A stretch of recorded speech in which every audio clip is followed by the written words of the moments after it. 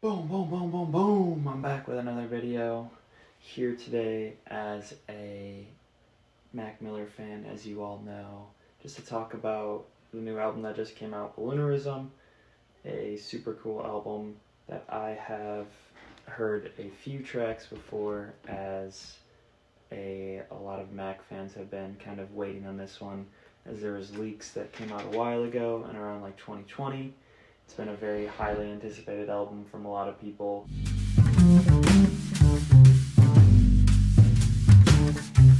Well, I haven't listened to anything in like fruition or from start to finish, anything along that lines. I have listened to a few tracks and just leaked, but it's really cool to finally hear this fully finished, fully mixed and mastered and releasing the way it's supposed to be released.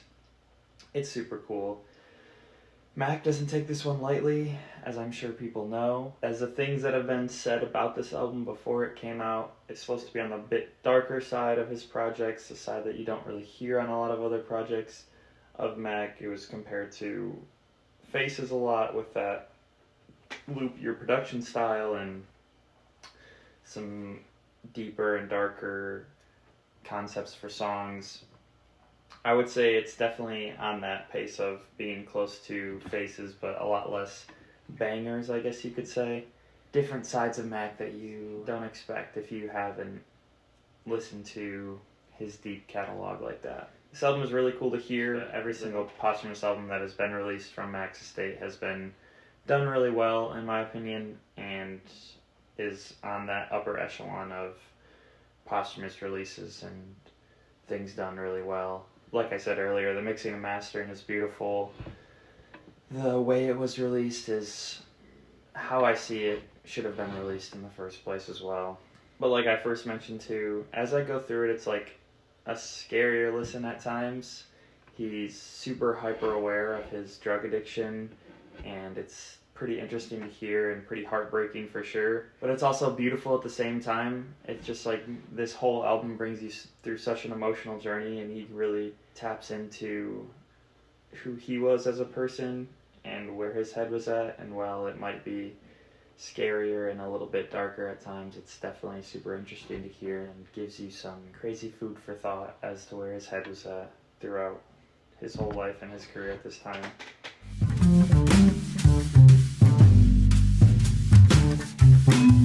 Well, like I said, we have the scarier cuts on this track list. Me personally, I enjoy them.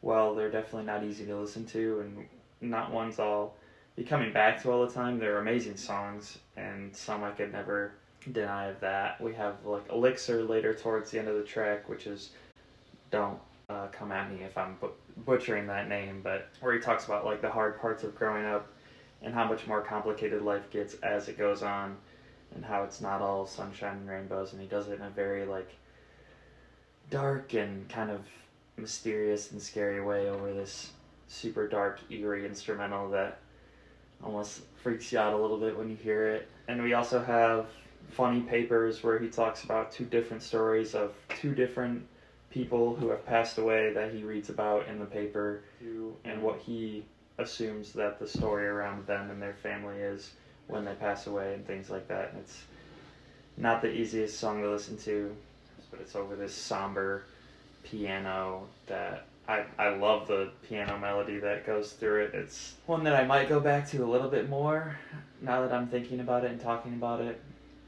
It's a really interesting listen.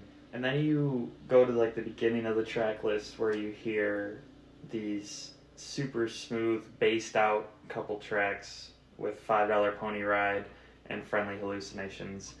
These two in a row are like perfectly set in a row.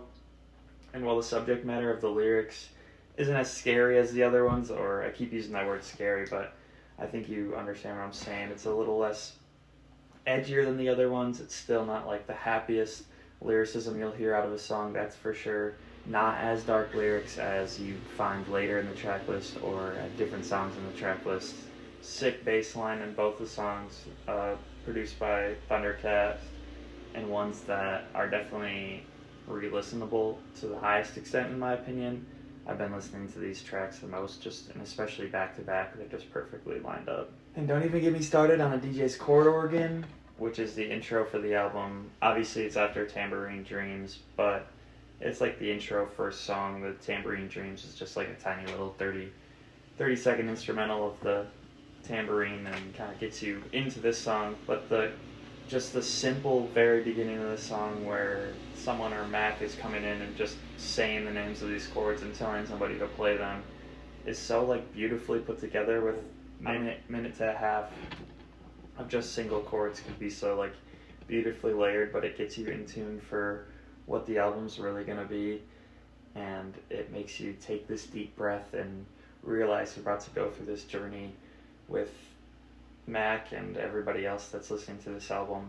It's super cool. And then SZA's vocals that come in halfway through the song, and her part is just crazy good, and it's really cool to hear a younger SZA, because this is from the 2014-15 time this album was produced, so it's really cool to hear that early SZA that you don't get to hear a lot of anywhere else.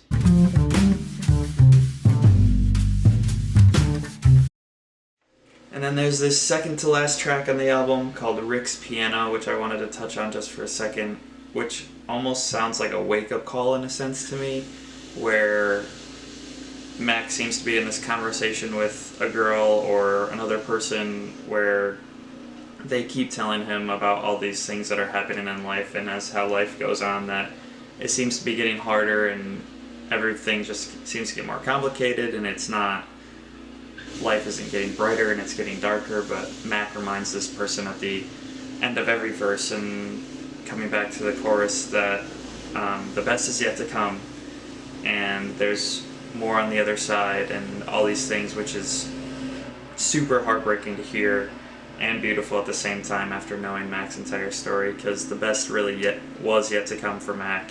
And this whole song is over this another somber piano melody that when Mac is rapping and singing over it, it just really hits a place that no other artist could really hit with his story and just the sentiment of this whole song.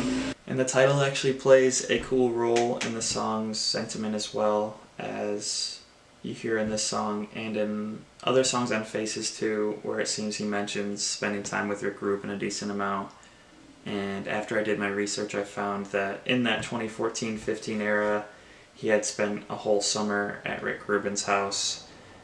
Said in an interview that he had gone over there every single day and played the keyboard and piano all day and just talked with Rick Rubin as he was dealing with this drinking and drug problem that he didn't necessarily know how to deal with, and how he wanted to use music as an outlet to get this problem off of his chest and things along that nature. Well, how I said earlier, how he was really hyper aware of everything that was going on in his life and what he was trying to do to get it back on course, and just that whole story of him going to Rick Rubin's house and playing that keyboard and piano every single day is pretty cool. It sounds very therapeutic in a sense.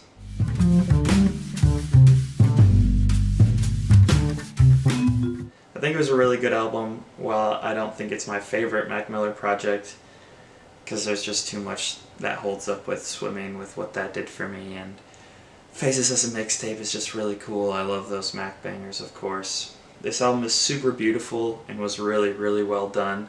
I don't think they could have rolled it out really any better, and I'm glad that the mixing and mastering didn't have to be changed. While a lot of these songs on the project are self-produced by Mac, so I'm glad they didn't have any issues with crazy sample issues or things like that. It definitely goes down in his discography as a great and a classic, and I think with more time of people spending with this, they'll realize how much of an impact this album will make to the music sphere.